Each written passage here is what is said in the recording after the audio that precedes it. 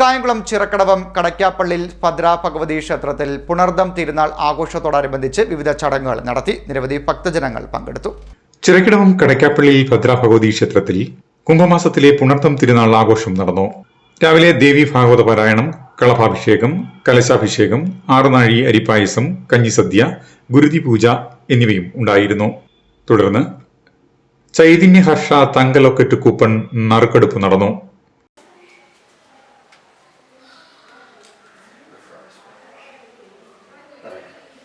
3 gram തങ്കലോക്കറ്റ് coupon number 1288 ശ്രീജിത്തിനും, 2 gram തങ്കലോക്കറ്റ് കൂപ്പൺ നമ്പർ 1106 അനിതയ്ക്കും, 1 ഗ്രാം തങ്കലോക്കറ്റ് കൂപ്പൺ നമ്പർ 1478 സീതുവിനും, 2 ഗ്രാം തങ്കലോക്കറ്റ് ബിമൽ ബേബി, രാധാകൃഷ്ണൻ, പ്രീത പ്രേംകുമാർ, ബാബു, മനു, ലത, രാജു, കീർത്തന, സജീവ്, അനുമോൾ എന്നിവരും സ്വന്തമാക്കി.